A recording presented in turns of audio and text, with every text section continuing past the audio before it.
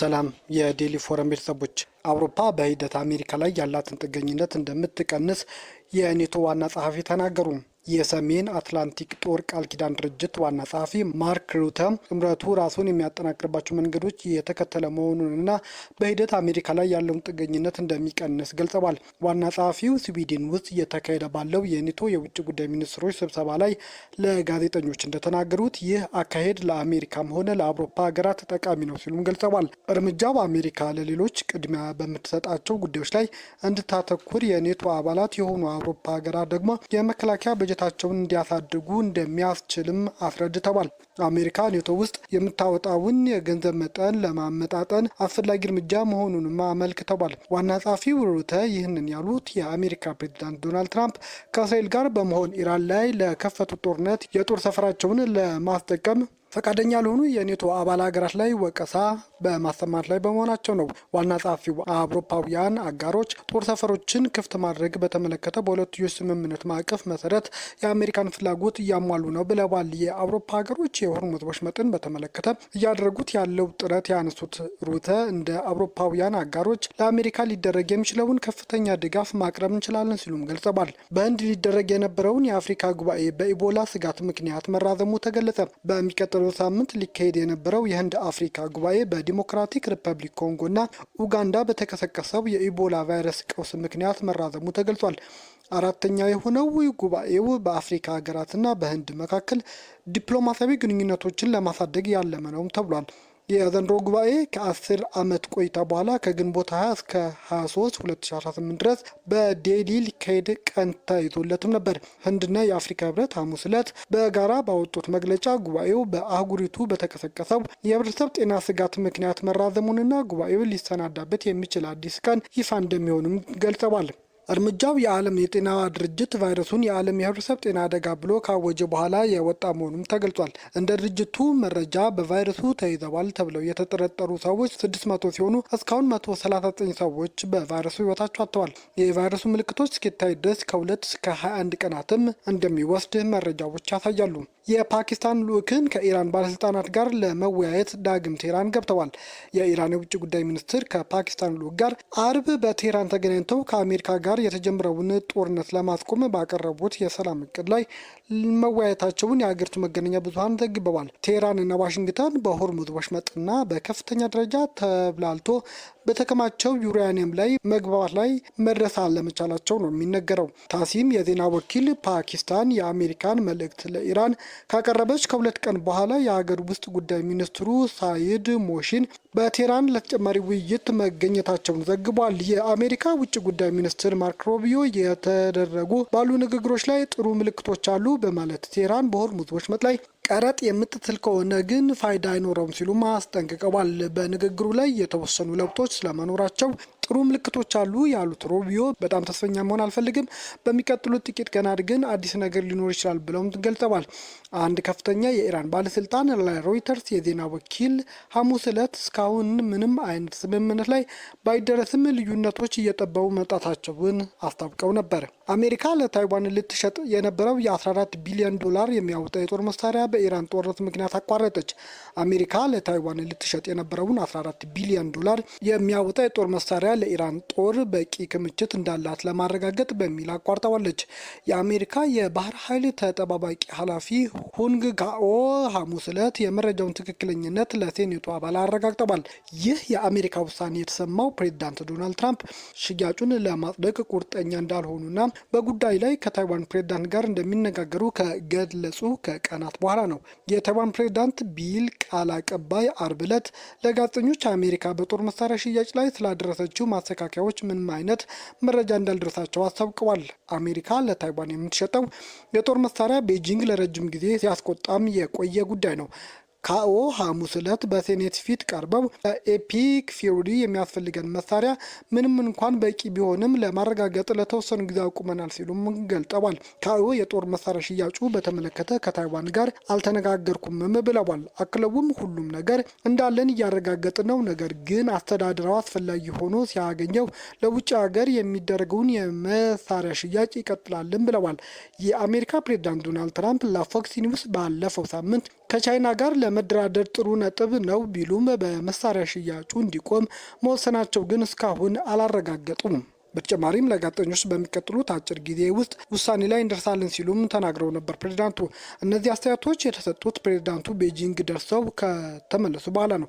ትራምፕ ከሺ ጂንፒንግ ጋር ባደረጉት ውይይት ታይዋን በአሜሪካና በቻይና መካከል በጣም ወሳኝ ጉዳይ እንደሆነች ተናግረውም ነበር። ትራምፕ በኋላም ለጋዜጠኞች ከሺ ጋር የአሜሪካ የጦር መሳሪያ ሽያጭ በተመለከተ በዝርዝር መወያየታቸውን አስታውቀዋል። እንደ አውሮፓውያን አቆጣጠር በ1982 አሜሪካ ለታይዋን በጉዳዩ ላይ ቤጂንግን ላለማማከር ቃል ገብታም ነበር። የአሜሪካው ፕሬዝዳንት ዶናልድ ትራምፕ ስለ ጦር መሳሪያ ሽያጩ ከታይዋን ፕሬዝዳንት ላይ ጂንግቲ ጋር ሊነጋገሩ መሆኑንም ተሰምቷል። ዋሽንግተን ለቻይና መንግስት እውቅና በመስጠት ከታይዋን ጋር ያላትን ይፋዊ ግንኙነት ካቋረጠችበት የአውሮፓውያን 1979 ወዲህ የአሜሪካና ታይዋን መሪዎች በቀጥታ ተነጋግረው አያውቁም። ቻይና ታይዋንን የግዛቷ አካል አድርጋ የምታዩ ሲሆን ከአንድነት ለማምጣት ልትከተል ከምስላቸው አማራጮች መካከል አንዱም በኃይል ታይዋንን መጠቅለል ነው። አሜሪካ የታንዛኒያ ፖሊስ 2 አክቲቪስቶችን በማሰቃየታቸው ኃላፊው ላይ ማዕቀብ ጣለች። የአሜሪካ መንግስት ከፍተኛ የታንዛኒያ ፖሊስ ባለስልጣናት የምስራቅ አፍሪካ አክቲቪስቶች ላይ ስቃይና ጾታዊ ትንኮሳ በማድረሳቸው ማዕቀብ ጥላለች። የአሜሪካ ውጭ ጉዳይ ሚኒስትር ማርኮ ሩቢዮ በመግለጫቸው ላይ የታንዛኒያ ፖሊስ ምክትል ኮሚሽነር የሆኑት ፋውስቲ ጃክሰን ማፉዌልን በሰብአዊ መብት ጥሰት ላይ መሳተፋቸው በተጨባጭ መረጃዎች በመረጋገጡ ማዕቀብ መጣሉን ገልጸዋል።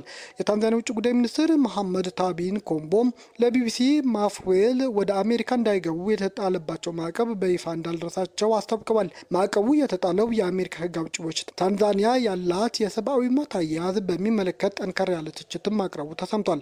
ባለፈው ዓመት ግንቦት ወር ላይ ቦኒፌስ ሙዋንጊና አጋተር አቱሃይሬ የተባሉ አክቲቪስቶች ወደ ታንዛኒያ ያመሩት የተቃዋሚ ፓርቲ መሪው ቱንዲ ሊዩሲን የፍርድ ሂደት ለመከታተል ነበር። በርካቶች የኬንያ መንግስትና ባለስልጣናት በመገዳደር በደፋርነት የሚያውቁት ኬንያዊው ተሟጋች ቦኒፌስ ሙዋንጊ በታንዛኒያ ወሲባዊ ጥቃቶች እንደተፈጸሙበት በተናገረበት ወቅት ለመኖር እየታገልኩ ነው ሲልም ለቢቢሲ አስታውቆ ነበር። ኬንያዊው ቦኒፌስ ኡጋንዳዊቷ አቱሃይሬ በቁጥጥር ስር ከዋሉ በኋላ ለበርካታ ቀናት ታስረዋል። የሰብአዊ መብት ተሟጋቾቹ ከታሰሩ በኋላ ምርቃኑን እንዲቀር ተደርጎ ተገልብጦ እንደተገረፈም ነው የተሰማው። አቱሃይሬ በበኩሉ በእስር ላይ ያለች እንደተደፈረች ተናግራለች። የታንዛኒያ ዋና ከተማ ዳር ኤስ ሰላም የፖሊስ ኃላፊ ቦኒፌስ የተሰጠውን ምስክርነት ያልተቀበሉት ሲሆን ክሱ ከአክቲቪስቶች የሚመጣ አስተያየቶችና የሰሚ ነው ሲሉም ለቢቢሲ ተናግረው ነበር። እዚህም ቢሆን ኖሮ ምን እያሉ እንደሆነ ጠይቃቸው ነበር። በህግ እነዚህ ነገሮች የሰሚ ወይም የሰሚ ማስረጃ ይባላሉ ሲሉም ጁማኔ ሙሌሮ ለቢቢሲ ገልጸዋል። ሐሙስ ዕለት ሩቢዮ በመግለጫቸው ላይ የታንዛኒያ ፖሊስ አባላት 2 አክቲቪስቶች አስረዋል፣ አሰቃይተዋል፣ ወሲባዊ ትንኮሳን ፈጽመዋል ብለዋል። መግለጫውም ማፉዌል የነበራቸውን ሚና ባይጠቀስም ነገር ግን የሁለት ሰብአዊ መብት ተሟጋቾች ለዚህ አስነዋሪ ተግባር ተጠያቂ መውሰድ አለበትም ተብሏል። አሜሪካና ኢራን በቁልፍ ጉዳዮች ላይ ባይግባቡም ድርድሩ ለውጥ እያሳየ መሆኑን ተሰምቷል። አሜሪካና ኢራን በዩራኒየም ክምችትና በሆርሙዝ ወሽመጥ ላይ በሚኖር ቁጥጥር ላይ አለመግባባታቸው የሚያሳይ ዘገባዎች ሐሙስ ዕለት ቢወጡም የአሜሪካ ውጭ ጉዳይ ሚኒስትር ማርኮ ሩቢዮ ግን በድርድሮች ላይ ተስፋዎች እንዳሉ ተናግረዋል።